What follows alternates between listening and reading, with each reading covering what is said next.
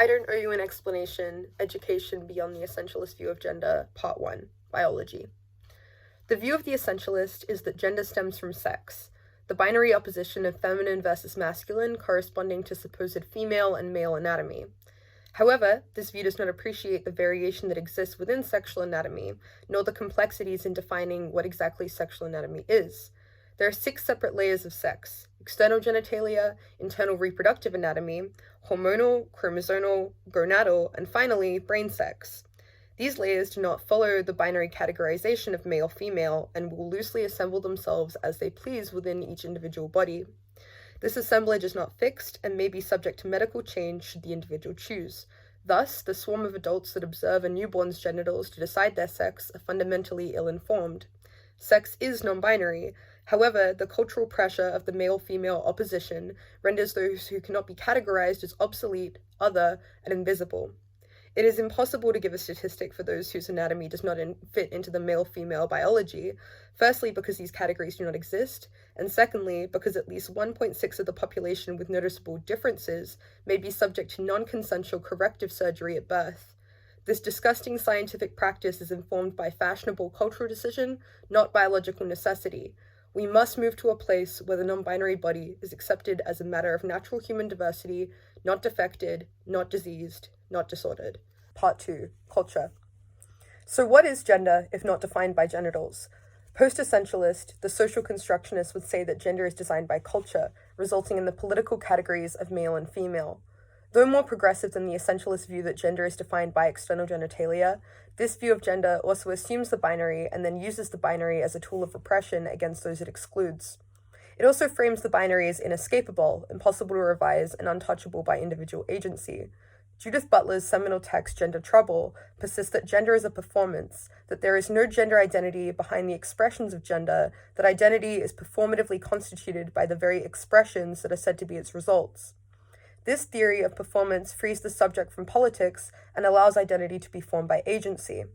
Therefore, the way in which one uses clothing, language, social expressions, etc., form their material basis for gender expression. Though identity should never be reduced to a practice of fashion, the closeness that clothing carries to the body renders it an incredibly powerful tool in gender performance. Clothes mark the boundary between the biological world and the social world. Clothing thus may be used to subvert, signal, conform, contradict, confuse, communicate, deconstruct, associate, etc.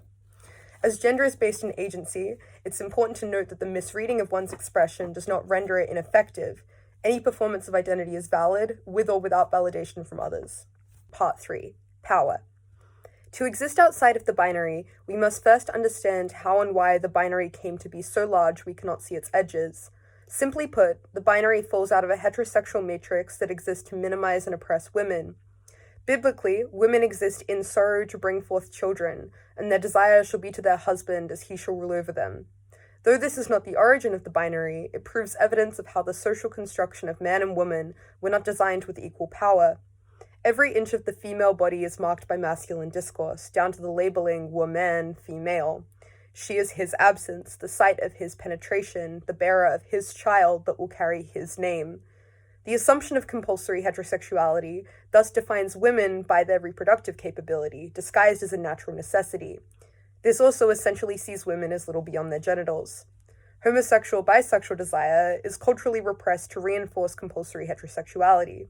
Thus, supposed natural desire for the opposite sex can instead be seen as a behavior learnt from existing within the heterosexual matrix, and its necessity as obsolete as labeling.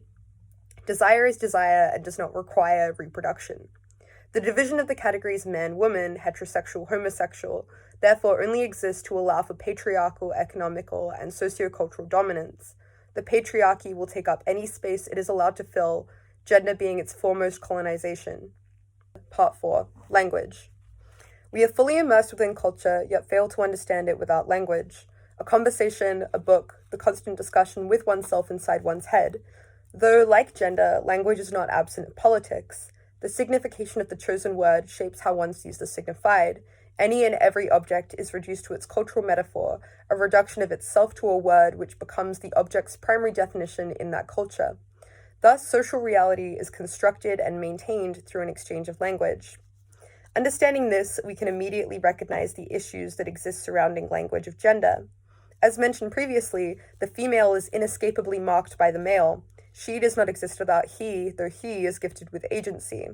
The design of the labels man-woman purposefully and effectively integrate the patriarchy within culture. The idea of inequality then becomes naturalized through the use of this language until it's declared unquestionable. The categorization and labeling of gender is a weapon that attacks those who do not subscribe to it correctly. To exist beyond gender depression, we must deconstruct language.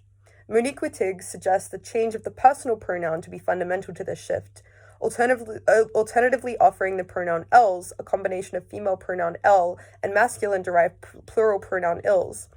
The goal being to render categories of gender obsolete, a universal singular pronoun to be used for all bodies.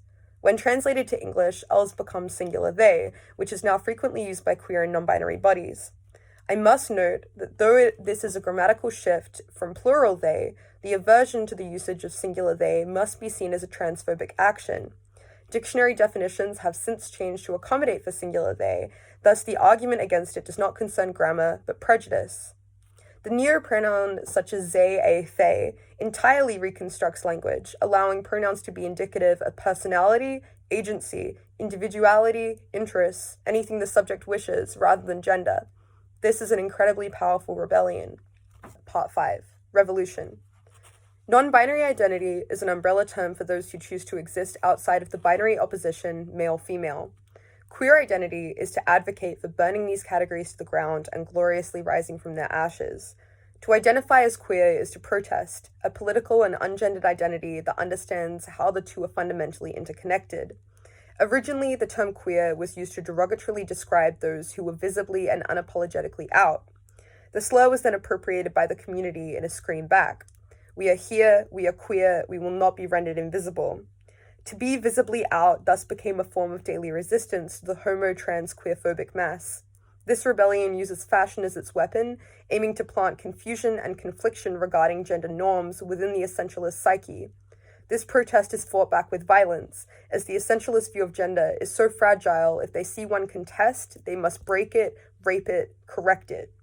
To exist as queer thus puts body at risk whilst freeing identity to a playground of opportunity. Members of the queer community are perpetually aware of this risk.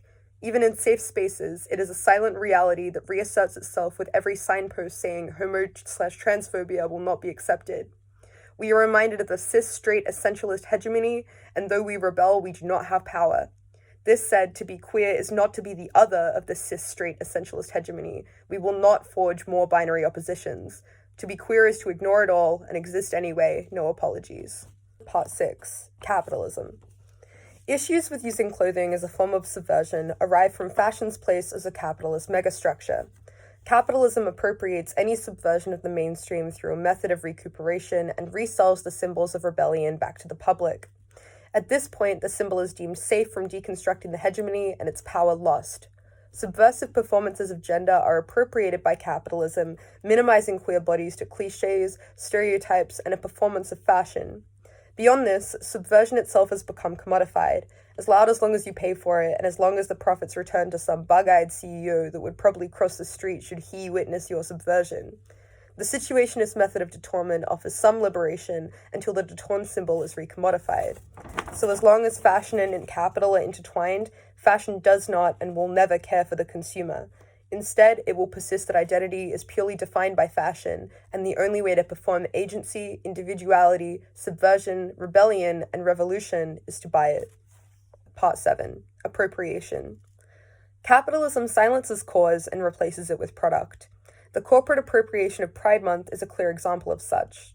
The month of June was labeled Pride Month to honor the Stonewall riots and reassert LGBTQ+ rights within the public eye. However, in the 50 years since the riots, Pride has transformed into a month-long, rainbow-covered cash grab aimed at the heterosexual population. The act of rainbow-washing products in the name of social responsibility is offensive to the queer population, minimizing protest as something that can be bought and sold. These brands carry out little to no action to support the community, yet appropriate symbols of pride to advertise their social responsibility, a commodification of a social issue that achieves little but raising the profits for the company. Pride collections have been shown to resonate more with the heterosexual population than the queer community. This is again because capitalism has appropriated, minimized, and packaged rebellion into something that can be easily understood and purchased by the essentialist mass. If I buy this rainbow mug, I am officially an ally, signed off by X corporation owned by generic old white man number 3. If I buy this rainbow mug, I'm forgiven for my transphobic comments, though I didn't apologize to the people I offended. If I buy this rainbow mug, I have completed my social responsibility. Part 8. Recuperation. The non-binary community has come to be more publicly accepted over the past 5 years, as capitalism has found a way to profit from it. The creation of the third gender is the reduced, consumable, and most importantly, sellable version of the non-binary body. This body is third in the ternary opposition, man, woman, and B. This non-binary body is stereotyped as androgynous, thin, and white, a green-colored aisle fitting perfectly next to the pink and blue, with its own strict rules to oblige by.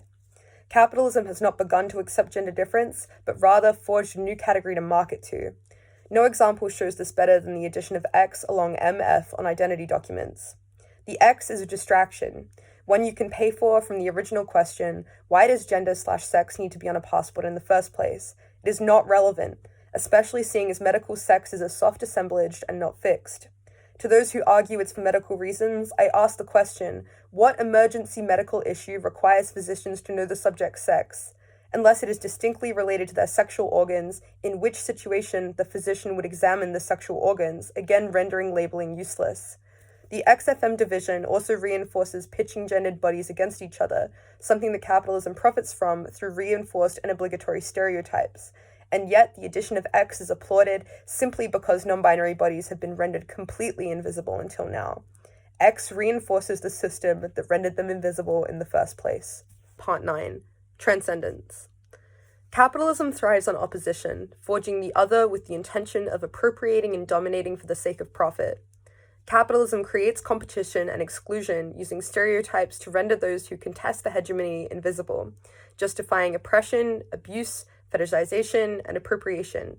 This leaves an incredibly uncaring system that pushes social responsibility of forging change back onto the public.